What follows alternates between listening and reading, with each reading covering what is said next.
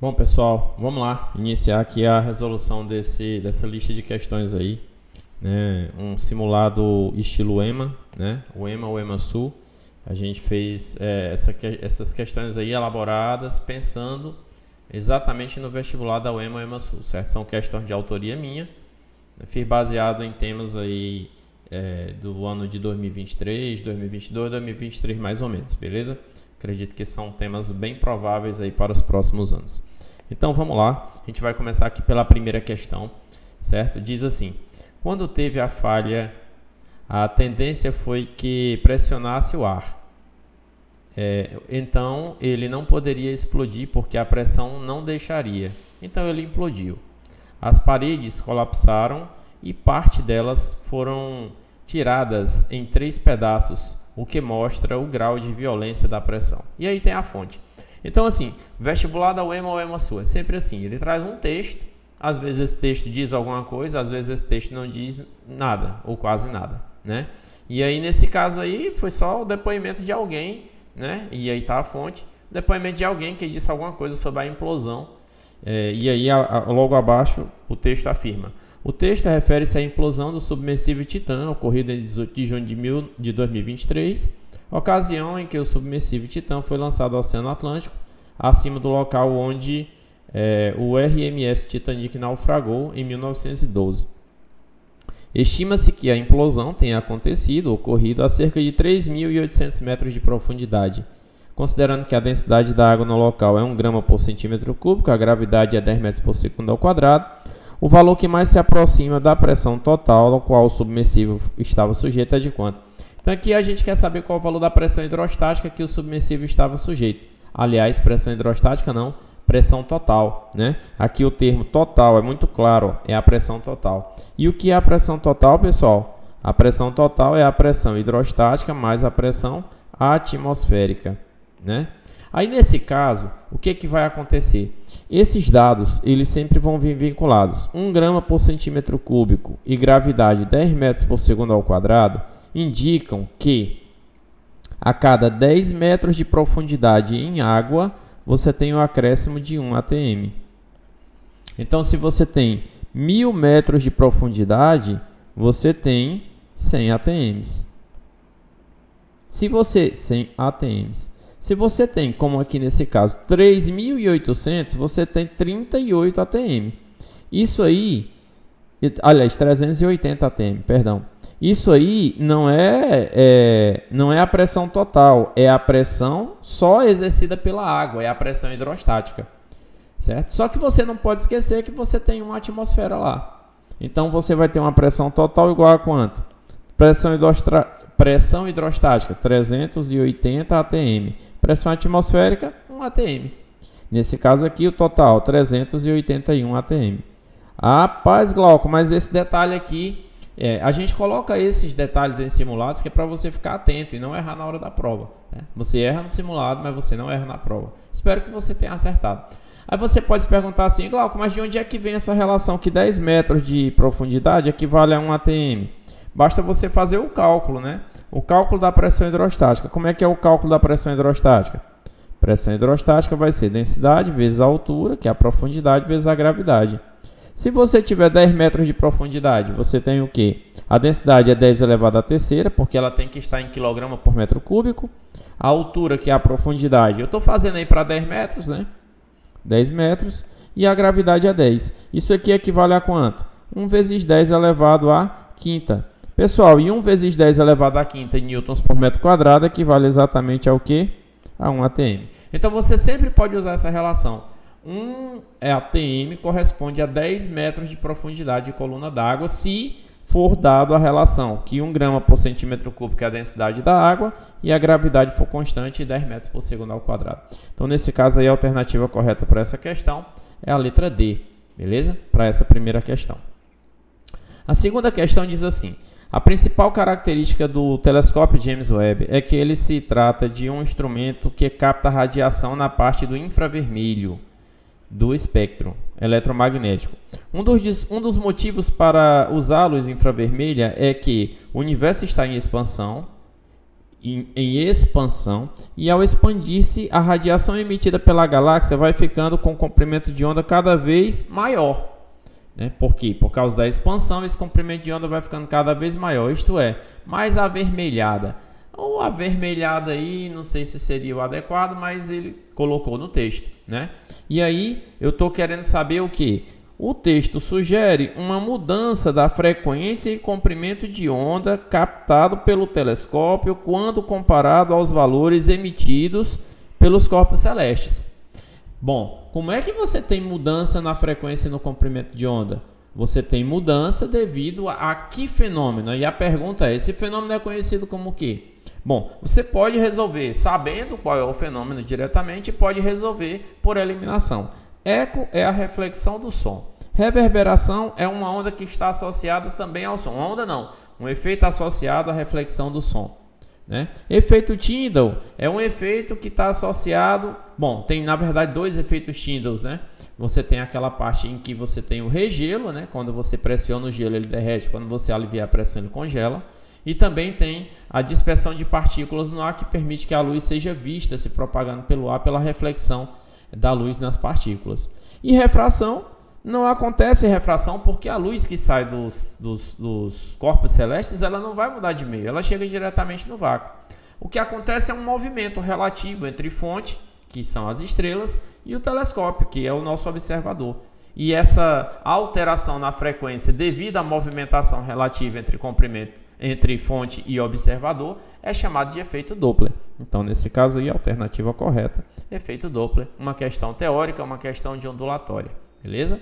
Aliás, fenômenos ondulatórios. Também é uma questão bastante provável aí no Enem. A questão 3 diz o seguinte, ainda sobre o telescópio James Webb.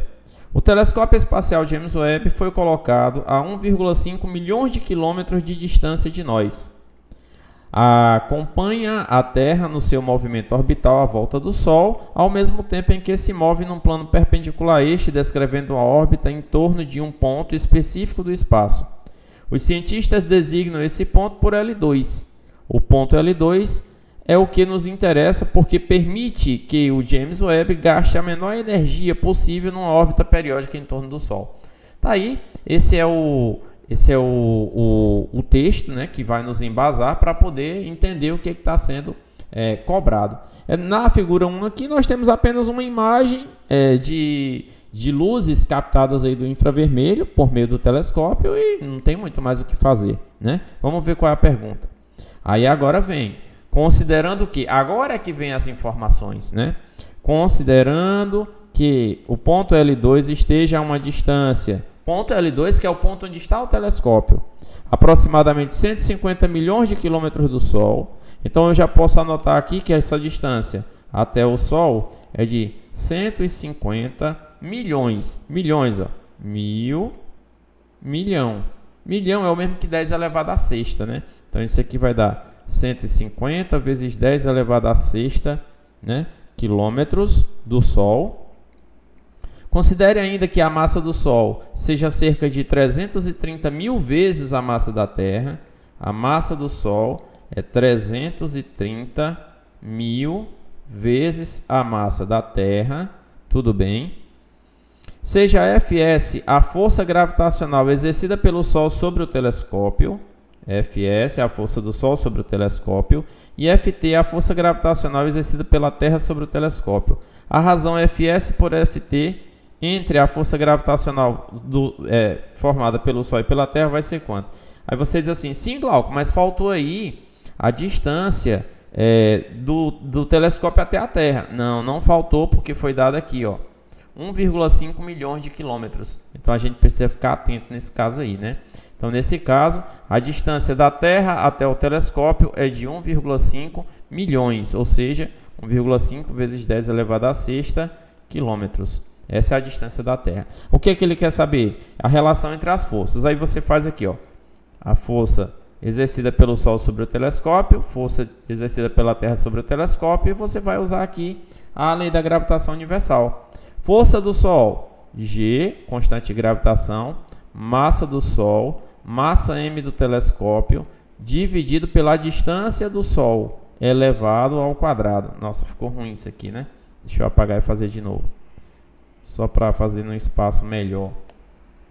Então aqui, ó, vai ficar, vou escrever de preto em cima. Constante de gravitação, massa do Sol, massa do telescópio, distância do Sol ao telescópio elevado ao quadrado. Embaixo, constante de gravitação. Eu vou escrever embaixo a força que a Terra exerce sobre o telescópio. Massa da Terra, massa do telescópio dividido pela distância da Terra ao telescópio elevado ao quadrado. Aí aqui o que é que a gente vai ter? Eu vou ter fração de fração e eu posso cancelar algumas delas. Por exemplo, constante de gravitação eu posso cancelar, massa do telescópio eu posso cancelar. Ficou massa do Sol pela distância do Sol ao quadrado e massa da Terra pela distância da Terra ao quadrado. Então aqui eu venho e escrevo novamente aqui com calma, né? A força que o Sol exerce dividido pela força que a Terra exerce vai ser massa do Sol sobre distância do Sol ao quadrado vezes o inverso da segunda, distância da Terra ao quadrado sobre massa da Terra. A gente já sabe a relação da massa do Sol com a massa da Terra. Está aqui. Então, força do Sol pela força da Terra vai ser... A massa do Sol são 330 mil vezes a massa da Terra. Certo? A distância da Terra, 1,5 vezes 10 elevado à sexta elevado ao quadrado sobre, né? Distância do Sol. Distância do Sol, nós temos aqui, distância do Sol elevado ao quadrado. Distância do Sol ao quadrado, 150 vezes 10 elevado à sexta. Mas a gente pode escrever assim, ó, 1,5 vezes 10 elevado à oitava, né? Vezes 10 elevado à oitava ao quadrado. Aí a gente tem aqui agora só que fazer essa conta, né? E embaixo também a massa da Terra, que é MT.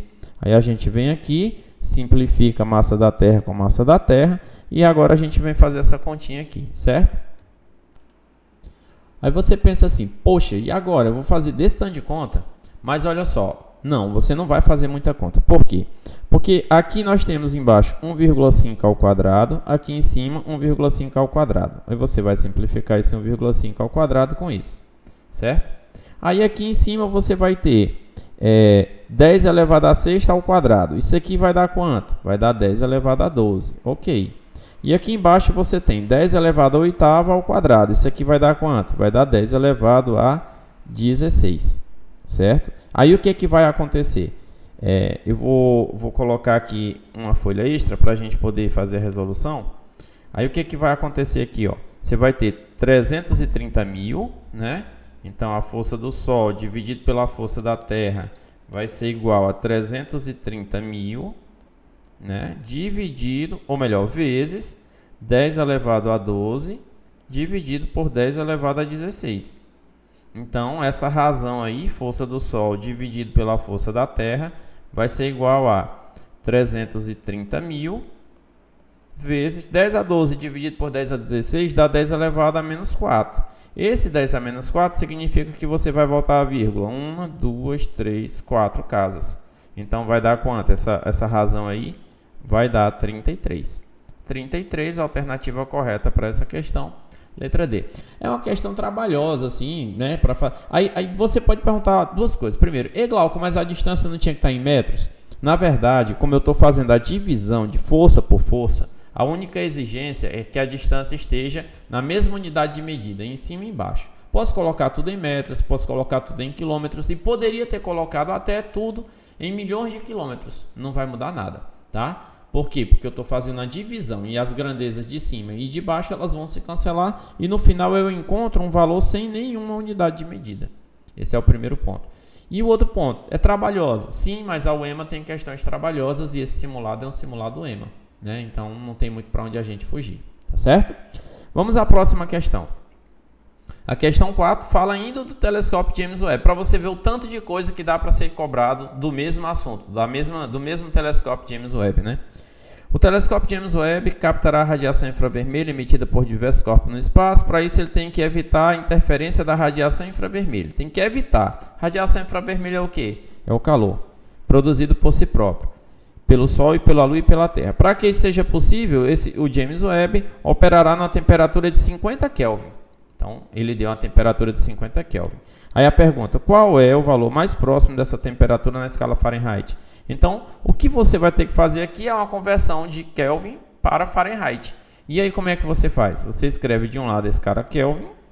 A escala Kelvin ela vai ter 273 Kelvin, enquanto no ponto de gelo, né? A Fahrenheit tem 32. No ponto de vapor, 373 Kelvin. A Fahrenheit tem 212. E aí você tem aqui o valor de temperatura em Kelvin 50. Aqui embaixo, né? Aqui, ó, 50. E o valor de temperatura em Fahrenheit F. Ah, Glauco, mas eu posso fazer com a fórmula pronta se eu souber? Pode tranquilo. Né? Se você não souber, você faz assim como eu estou te falando. Aí aqui, ó, 273 menos 50 dá 223, né? Dividido por 373 menos 50 vai dar 323. Vai ser igual a 32 menos F sobre 212 menos F. 212 menos F. Agora é só calcular o F, né? Faz aí mesmo pelos extremos e a gente vai obter o quê? Ah, rapaz, é uma conta que ninguém merece, né? Ah, Glauco, mas e se eu quisesse, eu poderia fazer pela fórmula mesmo? Poderia, se você lembrar da fórmula. Aí como que seria pela fórmula mesmo? Ó, essa daqui dá certo, tá? É uma forma de fazer quando você não lembra da fórmula. Ah, eu lembrei da fórmula, como é que eu faço? Aí você faz assim, ó. Você lembra da fórmula Celsius-Fahrenheit? Celsius sobre 5 é igual a F menos 32 sobre 9. Ok. Quem é Celsius? Celsius é a temperatura em Kelvin, né? Temperatura em Kelvin menos 273, né? É só lembrar, Celsius é Kelvin menos 273, certo? Então, nesse caso aqui, Kelvin menos 273 sobre 5 é igual a F menos 32 sobre 9. Dá para fazer assim também. E aí, nesse caso, Kelvin vai ser quanto? 50, né? Mais 50, menos 273, menos 273 sobre 5, vai ser igual a F menos 32 sobre 9. Então, nesse caso aí, 50 menos 273, menos 223 dividido por 5, é igual a F menos 32 sobre 9. E aí vai dar quanto? Menos 223 dividido por 5 vezes 9. Vamos ver quanto é que vai dar aqui. Vai dar, deixa eu ver aqui, voltando aqui. Eu vou apagar aqui, opa, vou apagar aqui só para a gente ter mais espaço. Certo? Deixa eu riscar aqui.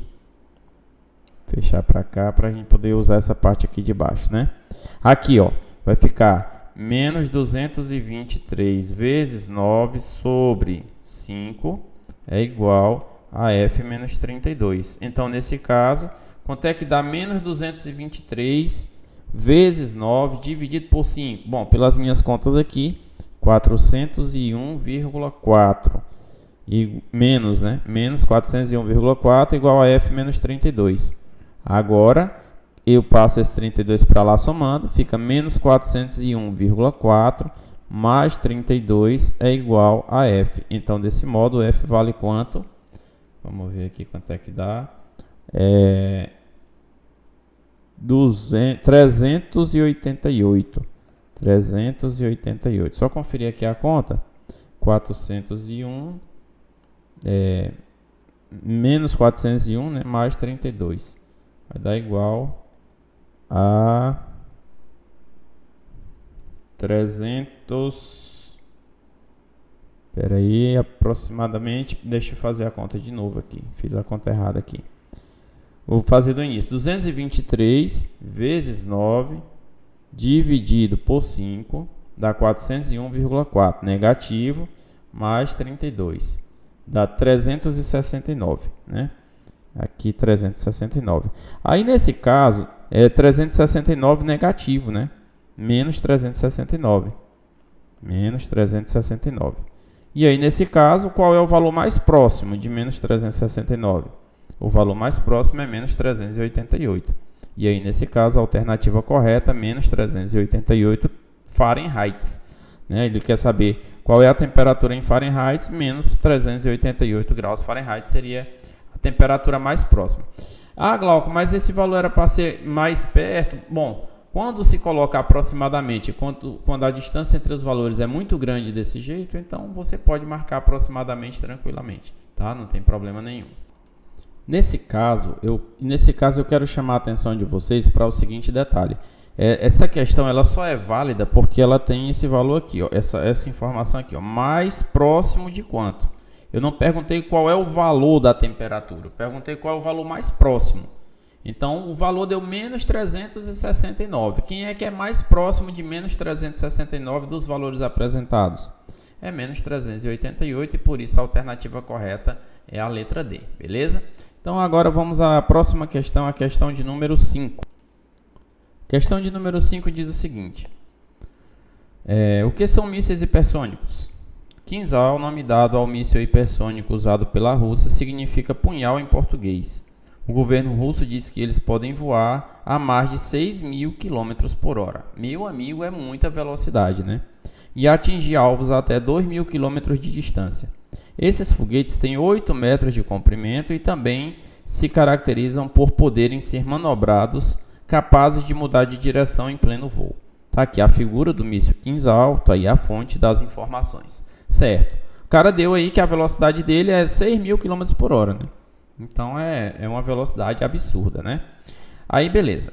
Aí aqui agora a gente vai descrever o que é o Mach, né? O Mach é um indicador que diz respeito à velocidade de um objeto em movimento através do ar dividido pela velocidade do som. Então peraí. Eu já estou falando que o Mach, o que é? O Mach é a velocidade do objeto dividido pela velocidade do som. Já está dada a informação aí, certo? Aí diz assim, é comumente utilizado para representar a velocidade de um objeto quando ele está viajando próximo ou acima da velocidade do som. Em resumo, ele diz quantas vezes o objeto atingiu a velocidade do som no ar. Considere que a velocidade do som do ar é 330 metros por segundo. Qual é o número Mach mais próximo para esse míssil da Rússia? Então, nesse caso, o que eu vou precisar fazer? Eu vou precisar fazer é olhar qual é a velocidade desse objeto aí, né? A velocidade do objeto é 6.000, qual é aqui? 6.000 km por hora. 6.000 km por hora. Eu vou converter isso daí para quê? Para metro por segundo, dividido por 3,6, dá quanto? A velocidade do objeto vai dar 6.000 dividido por 3,6. Vamos ver quanto é que vai dar aqui. Não vai dar um valor exato, né? 6.000 dividido por 3,6 vai dar 1.666. 1.666 metros por segundo, aproximadamente, né? E esse é o valor do objeto. Agora, qual é o Mach dele? O Mach dele vai ser o valor da velocidade em metros por segundo, 1.666, dividido pela velocidade do som, que foi dado 330. Então, nesse caso aí, dividido por 330 vai dar igual a quanto? Vai dar igual a aproximadamente 5. Portanto, o Mach desse objeto aí, que nesse caso é o foguete, o míssil russo aí, é de aproximadamente 5, né? O Mach dele é o Mach 5, certo? Então, nesse caso aí, a alternativa correta para essa questão é letra C. Bom, essa é uma prova que exigiu conta, o EMA faz muito isso, prova exigindo conta, prova com textos, né? Textos sempre associados a perguntas, não vai em pergunta direta, prioritariamente mais questão de cálculo do que questão teórica, às vezes algumas coisinhas com valor mais próximo de aproximadamente, isso daí sempre é também recorrente no vestibular da UEMA, UEMA Sul, beleza? Nível de dificuldade intermediário, não é uma prova muito difícil, não é uma prova muito fácil, é assim que a gente espera que venha aí os próximos vestibulares do PAIS, beleza? Espero que vocês tenham gostado. Se você gostou, curte o vídeo aí, deixa o seu joinha com a gente, se inscreve no nosso canal para assistir mais vídeos como esse, voltados para vestibulares específicos, beleza? Então é isso, pessoal. Valeu e até a próxima.